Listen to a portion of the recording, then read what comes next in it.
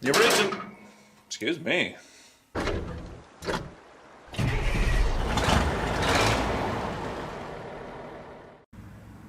Hello everyone. I have a problem. No, well, I know I have problems, but the radiator specifically has problems. For those of you who are new and haven't seen it yet, here's what happened during the tune-up. The radiator is just a little moist. We've got a lot of coolant showing. Oh yeah. Yep, we're going to go ahead and have to pull the radiator out and get that overhauled. So it became apparent that we needed to look at the radiator and figure out how we're going to fix that. Now maybe you can see it or not, but we have a lot of green exposed up here, around here, and down here as well. I'm going to suspect that it's the solder joints that the tank is soldered onto the core. I'm suspecting those solder joints here and here is probably what's popped in my estimation. So one of the options for the original one, you can have it desoldered and resoldered if you can find someone competent enough, and those shops are very hard to find. And we don't have one too terribly local in our area, so I'd have to ship this off to some specialized person who can do that. Option 2 is just buy another one, which has its own problems. For this specific C-body Chrysler, they are pretty much impossible to find. You cannot find you just cannot go down to your Napa, O'Reilly's, or whoever, or AutoZone. You just can't pick one of these up. It's impossible. Even my radiator guys, they only do radiators. They said, yeah, they can't source any either. But we did have a solution that they had on the shelf all this time. Yes, it's one of these all aluminum types. When editing this video, I realized I forgot to mention that we found this radiator part number not under a 71 Chrysler New Yorker, but under a 1970 Chrysler 300, which when we look at it, it should be pretty much a direct bolt-on replacement. And the reason why they had this one sitting on the shelf for so long is, well, it had a cosmetic blemish. The other good thing about this is a 4-pass radiator, meaning you got 4 cores. This, the original, is only a 3-core, which means this already has additional cooling built in. And we know we need to keep that 440 cooled down during the summertime. The only particular problem I might have is the fan shroud. This aluminum bracket comes out a lot farther versus the original one was flush mounted. But before we put a brand shiny new radiator in it, I would like to refresh the cooling system a bit more. So let's dive under the belly of the beast and start our journey on refurbishing the coolant system. So now that we have the radiator out, let's go ahead and replace all of our heater hoses. I guarantee you some of these are 50 years old. We're going to replace them all since I had the inner fender off from the electrical episode of this car.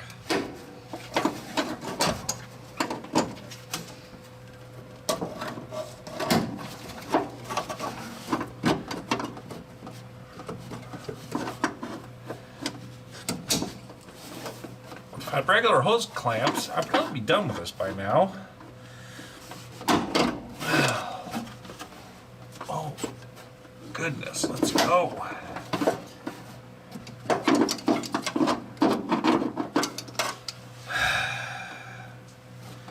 Really hate these things. Did I ever mention that?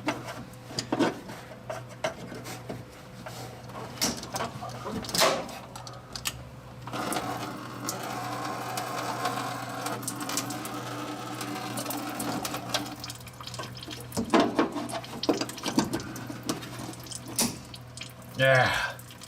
1, yeet. 2, coming up shortly.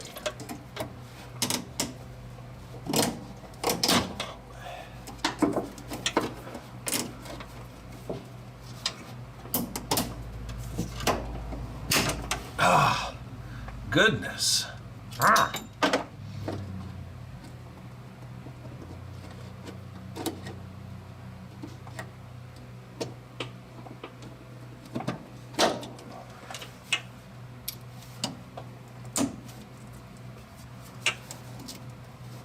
Oh, yummy.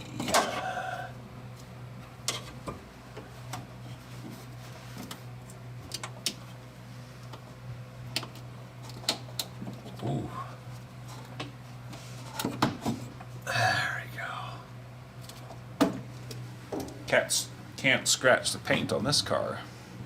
There we go.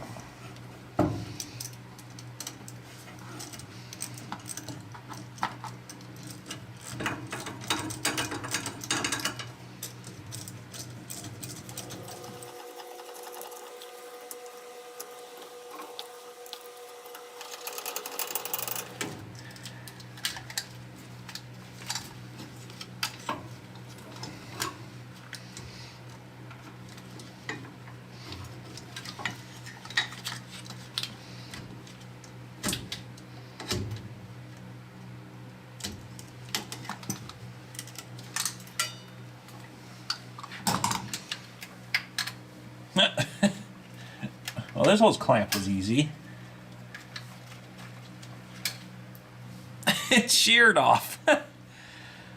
Oh, well, I'm glad I'm doing this. Oh.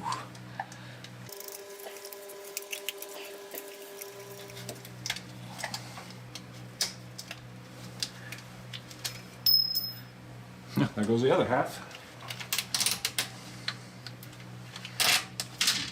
Yeah, right.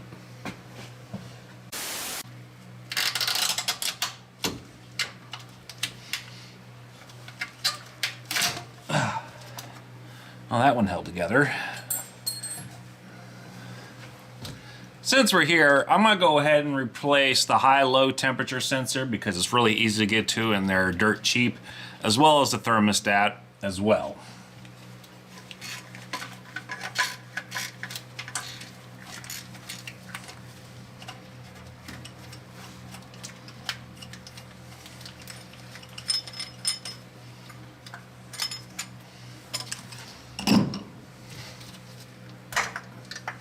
Definitely gonna have to clean this thermostat housing up.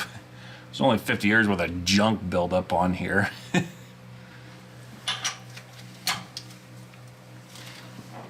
Oh, uh-oh. Ruh-roh. This ain't gonna turn out good. 6-point might hold out a little bit better. This is the part where things usually go sideways. Oh, goodness. I'm really not sure if it's worth it now. There it goes. Oh, I'm nervous there for a second.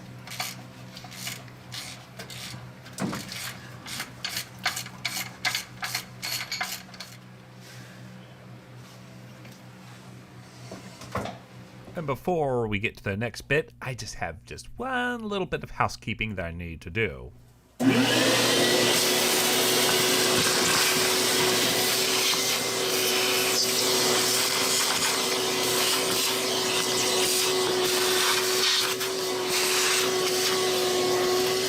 Here's the old thermostat. Fully functional, but 5 and dime, we can put a new one in for on the cheap.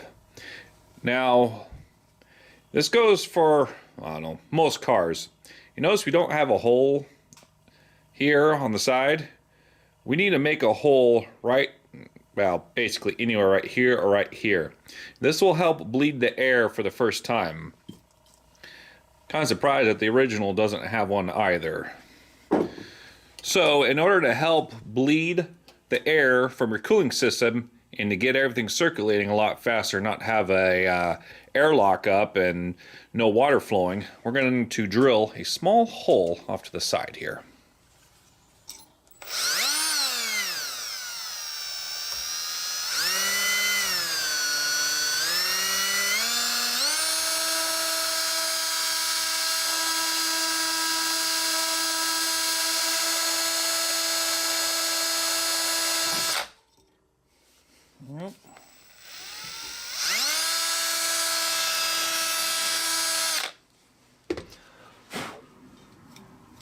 There we go. There's a nice little hole. You can go a little bit bigger, but it's just a pump to initially get the air out of the system. Once the air is out of the system, this doesn't get used until you open up your cooling system again. Go ahead and put it back on the car now. And of course the aluminum thermostat housing, which is heavily pitted, but there's enough metal thickness on there, it'll be all right. Of course, remembering that the spring goes into the engine block.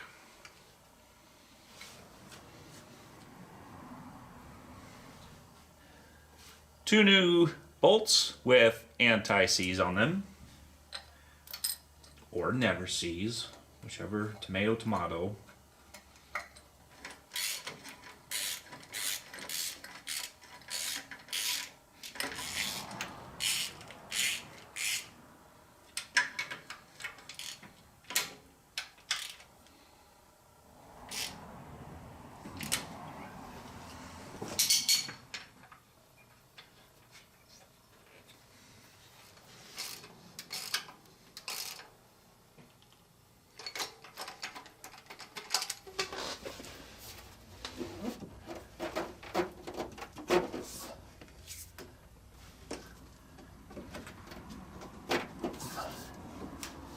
If you want to install new heater hoses, use penetrating oil. Really helps slide those hose onto the hose barbs.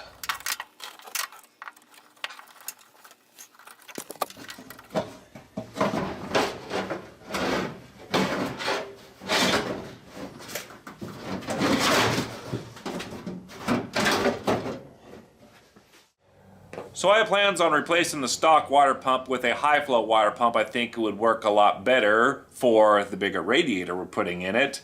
But because the radiator is much thicker, I gotta make sure that everything's gonna fit up first. So let's go ahead and bolt the radiator up and see what kind of clearances we're looking at.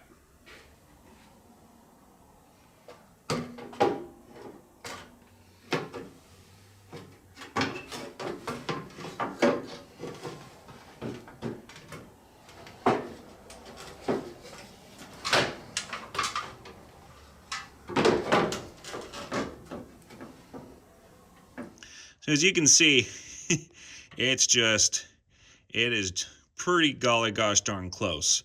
So what I'll do is I'll wall her out on both sides just a little bit, since there is a little bit of aluminum there still, and we should gain that couple of millimeters, and we should be able to bolt it up with the factory holes.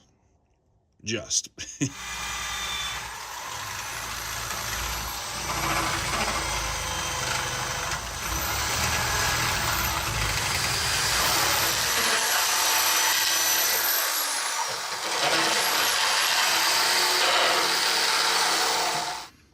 And now, there we go. That bought us quite a lot of room, actually. I didn't have to take off too much material. So before I install the radiator, I have to check out this little boo-boo, which is why I got it so cheap. This right here, inside here, is the automatic transmission cooler. I want to test the integrity of it, make sure it's not punctured or whatever, so when we dump water into here, water just doesn't free fall right into the transmission and ruin my day. I can't pressure test it, but at the very least I'm going to vacuum test it, and that'll tell me if it's sealed up enough that it won't cause an issue initially. Plug one side here, little plug I have.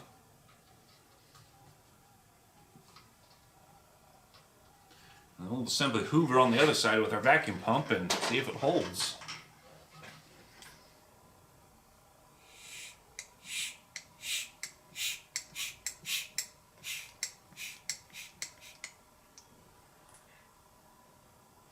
And it does look like it's holding about 20 inches. And it's holding, it's not going anywhere. So at the very least, it's somewhat self-contained. Chances are, well, the cooler is probably fully intact and will be all right. But it is something I will monitor. Excellent. So, mocking this up, about ready to bolt it on. This is really tight. I don't like how the radiator's rubbing against the radiator core. It's lightly rubbing, but this car bouncing up and down the road might wear a hole in here. I don't know how thick this stuff is. So what I'll probably do is put a washer as a spacer right in here to push this radiator out a little bit. We'll see what that looks like. There we go. Now we have just enough of a gap where I'm not going to have to worry about it rubbing on anything.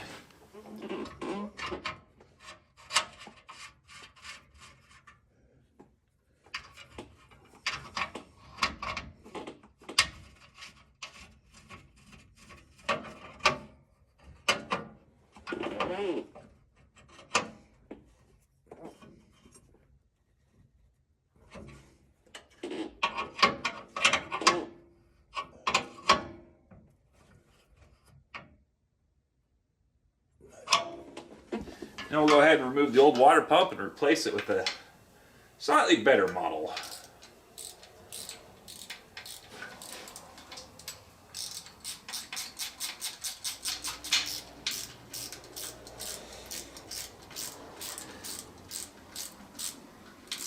Let's see if this just comes right off.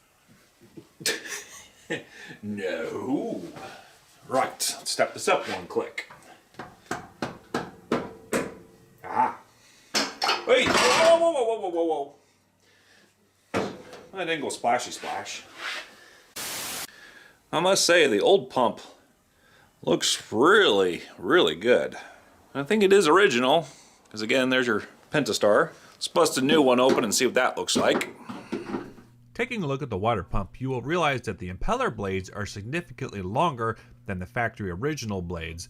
This water pump is one of those higher flow units, which should help keep this big buck cooled down a lot better.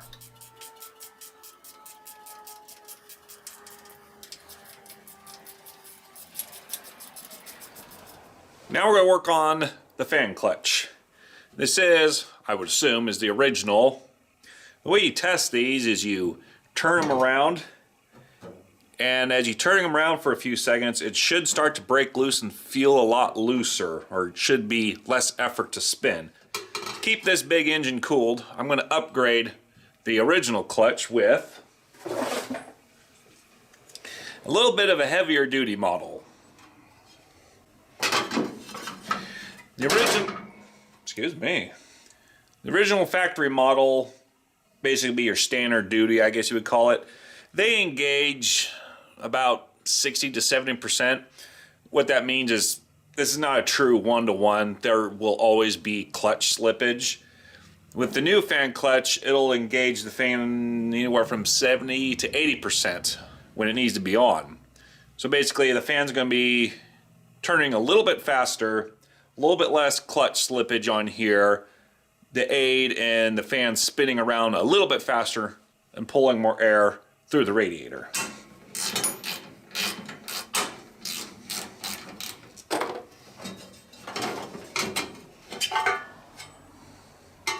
There we go.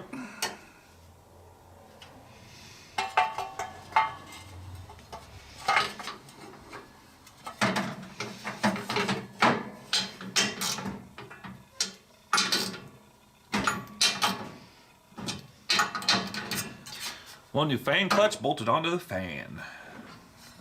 Regarding the fan shroud, this is the original New Yorker fan shroud, and I did a dry fit off camera and realized it does not fit the Chrysler 300 radiator.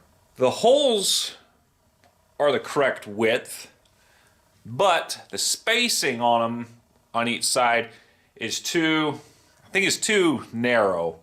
It needs to be extended out.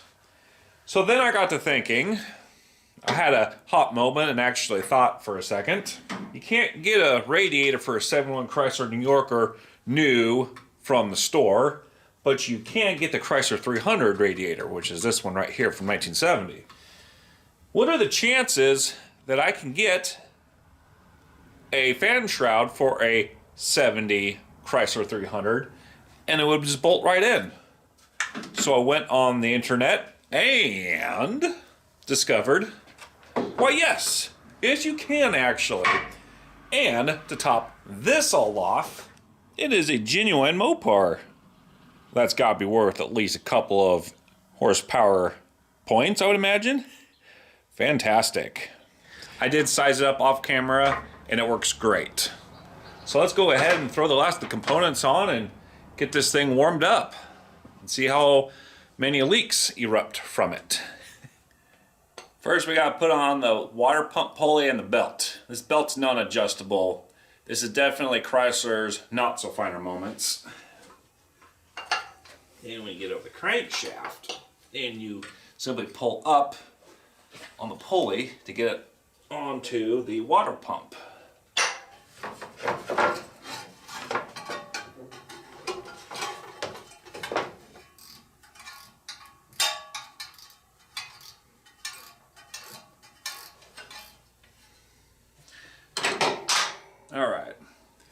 fan shroud is in. Spin the fan, and everything clears nicely. I have elected to keep the upper and lower main radiator hose. They are Gates aftermarket types and they look pretty good. We'll go ahead and put the hose back on and start pouring in some antifreeze.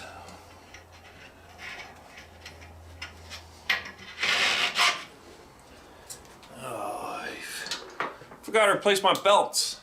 Seems like I take the fan belt off to squeeze them around. Golly gosh darn it all. I thought I could put the fan shroud on the inside of the bracket here. Unfortunately, that's where our inserts are to screw down our bolts, so it wasn't going to fit, especially with this angle coming out. I can't just squeeze it in there, unfortunately. I thought I could, but not. So I might get some rubber belting here and simply cover that up. It is good enough to run. We've got just enough water where it's just over the cores. So let's go ahead and warm it up and make sure it behaves itself.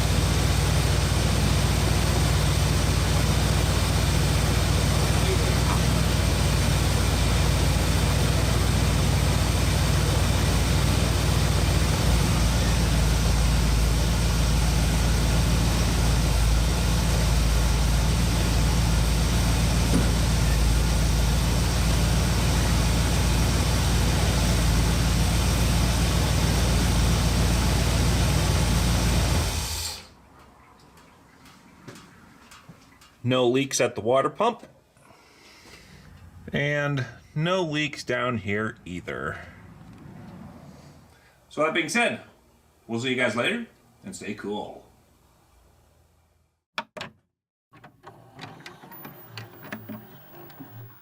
From the... Step up the camera. Golly gee whiz.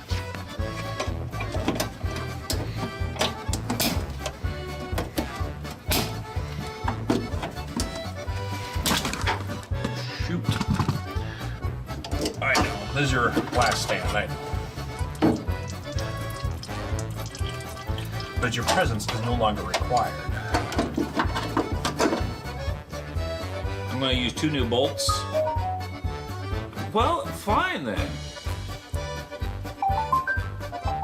The phone's right over there. Why are you trying to resync my... My phone and my Bluetooth speakers are being divas, apparently. Oh,